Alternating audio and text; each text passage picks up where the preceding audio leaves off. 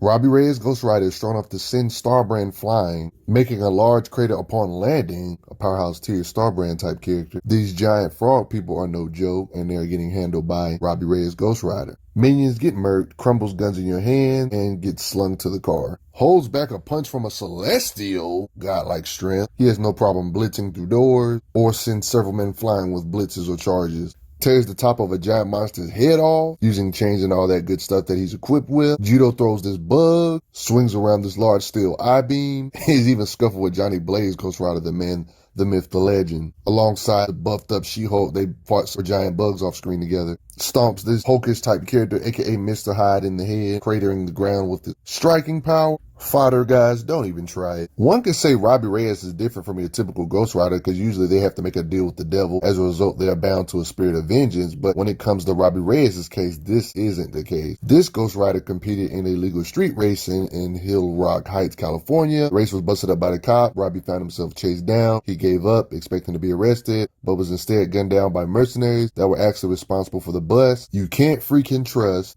anyone, right? Literally surrendered but got blasted anyway. Like, that would have been a dark thing. But something unexpected happened regardless of all this, even though he's supposed to be dead. If it wasn't for the spirit of his Eli Morrow, who was a devil worshiper, he kind of possessed him, and that's how he kind of became Ghost Rider. Different than how the typical Ghost Rider becomes Ghost Rider, right? He owes his life to his deranged uncle and a devil worshiper. Ain't that weird? Eli had been haunting the car all this time. This wouldn't be the end of Robbie Reyes' conflict throughout his adventures. He has several adventures with the Avengers, just chilling with them, fighting Celestials and stuff. It's crazy that he actually was underestimating his own power. He felt like this Celestial stuff was out of his league, but the Avengers found him useful anyway. At the end of the day, ended up becoming a reformed member of the Avengers. He even felt like there was a point where Eli had left him for a bit, like his spirit. It was also proof here that the car was possessed by the soul of a dead serial killer, which was also his uncle Eli. There was this point where he was possessed by the means of Shadow Column, used as a pawn in the Avengers, trapped in his own mind. He caught out anybody to hell, got the attention of Johnny Blaze, the newest king of hell at the moment. After racing and defeating Johnny Blaze in this little mindscape thingy-ish type of thing, winning the race, they say, because he was a street racer and stuff like that. It was a race to determine if he could get Robbie's spirit of vengeance back, and he became an Avenger after all this madness. Since he tries to do the right thing, even though he's a Ghost Rider and he's more on the darker side, he still tries to restrain and not kill necessarily everything.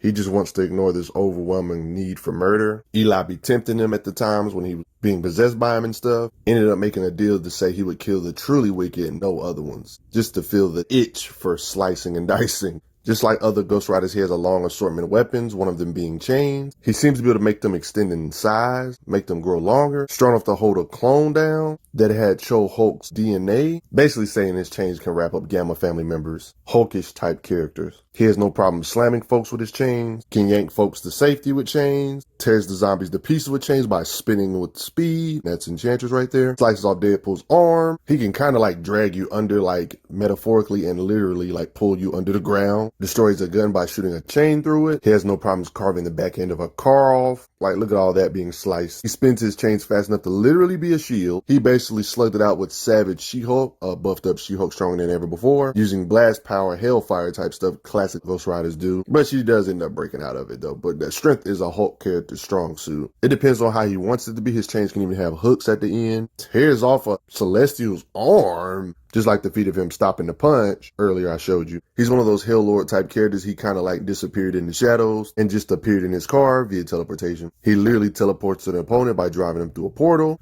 And you already know about his blast power. He kind of just uses his chains to heat them up. He just lights them on fire to some degree, trying to hold back to not murk. He doesn't have a problem forming a wall of fire, and yes, he can shoot out of his arms too. Shooting blast power out of his hands as concentrated beams. He even staggered a drunk Odin with his hellfire. Does the same with Savage She-Hulk, which I already showed you. Blast power. Holds back the Enchantress blast power with his hellfire. Incinerates with blast power. Hey, he can do fun stuff like heating up hot tubs if he feels like it at least. And he's that one guy that wears a shirt in the hot tub. You guys already know about the penance stare technique. In his fight with Starbrand, for example, he retaliates with the penance. Even he didn't know he was capable of using it. So before the pre-Avengers run, he didn't even use the penance there. So now he's learning new things about himself, evolving over time. Power increases as time goes by. The face part of Robbie Reyes seems to be bulletproof, not to mention his body himself should be bulletproof. That part makes sense, right? He's a spirit type character, shouldn't be able to kill him, right? The fact he didn't move from this punch from a Gamma family member, but yeah, he held back right here though. So when he decided to put more force in it, he did send Ghost Rider flying. So yeah, that should be noted. Even though he got sent flying, it seems like he didn't get knocked out. He recovered rather quickly and continued fighting. He has no problem eating lasers from characters like Starbrand. This fire cannon to the face, he just eats it. Arrows to the back just break or bounce off.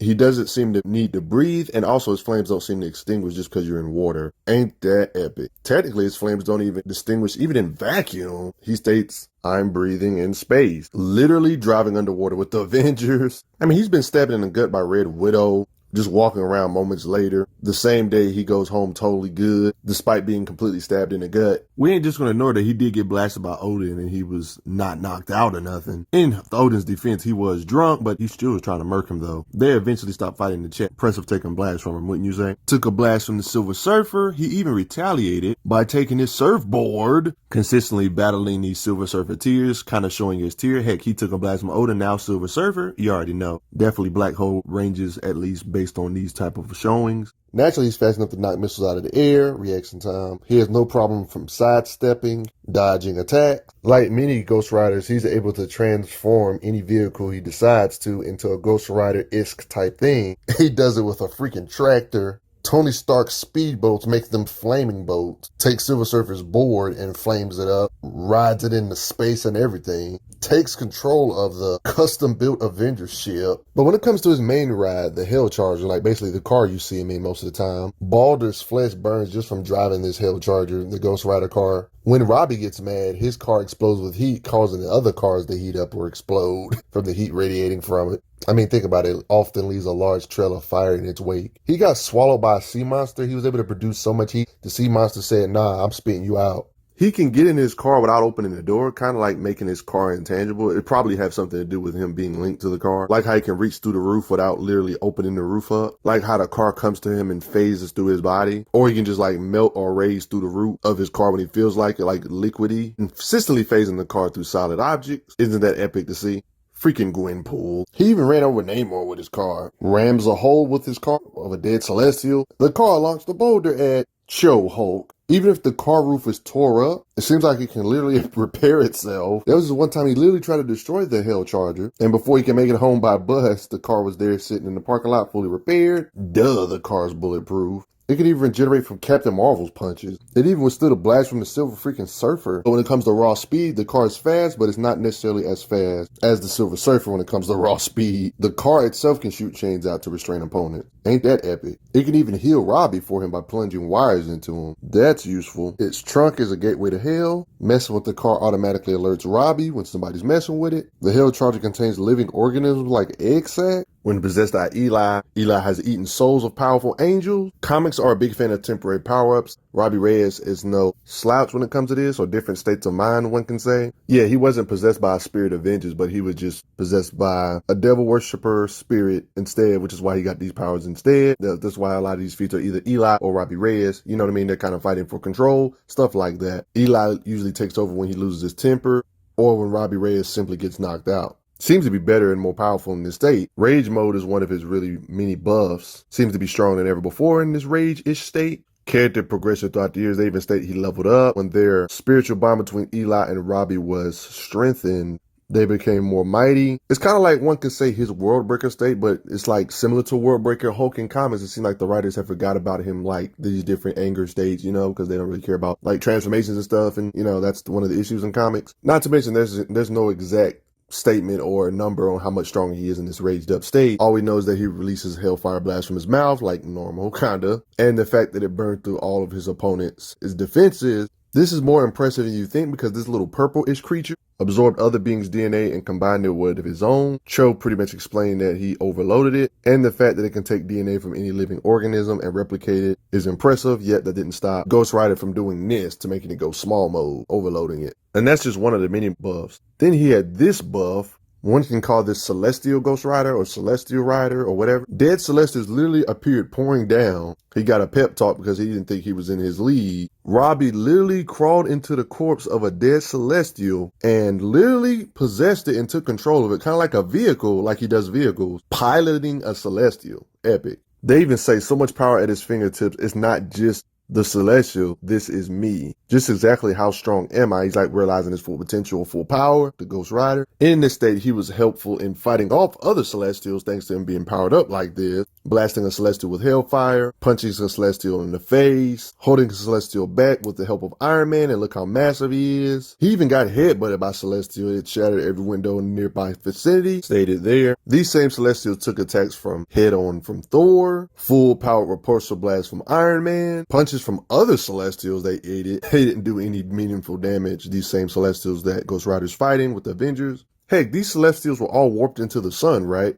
And they walked it off. But there is a caveat to possessing this Celestial's body. It begins to overwhelm Robbie. He even started muttering to himself. Thanks to Tony Stark having information from Icarus, the Eternal, they used the Unimind. That's the only thing that can stop them. He even states we all have to be one mind, literally. Icarus revealed his secrets to Brain before he died. Ancient method the Eternals used to combine their energy. Used it to combine all the Avengers into Robbie Reyes, becoming ultimately more powerful than before. Linking their minds, sharing thoughts, combining their power. Captain America, Iron Man, Captain Marvel, Black Panther, all in Ghost Rider. Time to save the world, Robbie. The greatest moment of his life.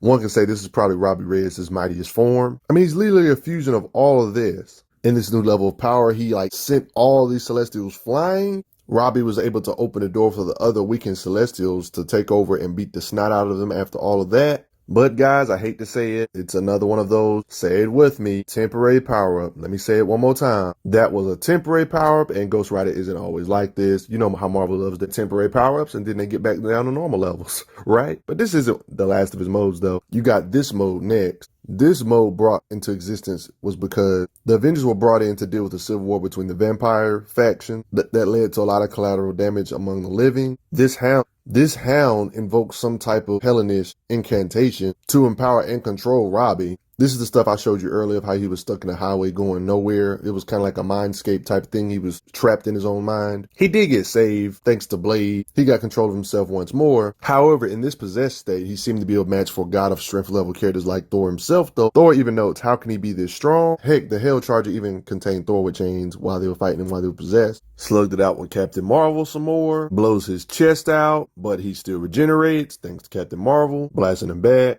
Penance, as you can see. Fighting multiple powerhouse tiers, which is the part I think is impressive, using chains and all this stuff. Did get back to normal though, but I don't think this is his mightiest state. Even though he was fighting like powerhouse Avengers like Captain Marvel and Thor, both of them together regenerating consistently, but that's still nothing compared to Ghost Rider when he was possessing a dead Celestial's body and had like all the Avengers powers in one, even Doctor Strange and Captain Marvel and Black Panther and Iron Man all put together on top of his power, on top of possessing a celestial body. So yeah, I would even go as far as saying that Ghost Rider in this state has surpassed even Skyfather's, but that's none of my business. Oh, by the way, when he was possessed by that hound, I wouldn't necessarily call this a temporary power-up. I would say this is just his power just used by some other people. It kind of gives you an idea of how strong he was when he was able to fight Captain Marvel and Thor, so it's pretty consistent. But back to when he was possessed for a second, he has this technique known as the Penance Bomb, which is a crazy amount of blast power. States, I feel like I'm about to explode. I'd say all these performances put together concretes him. His occasion with Silver Surfer, stealing his board, his occasion with fighting Thor and Captain Marvel. Just a lot of right intent, not to mention my other video about the normal Ghost Rider, Johnny Blaze, just very consistent with all this stuff. But post your comments down below. Let me know what you all think. How'd you like that Celestial mode that Ghost Rider had? I thought that was pretty dope. Post your comments down below. Hit that like if you enjoyed.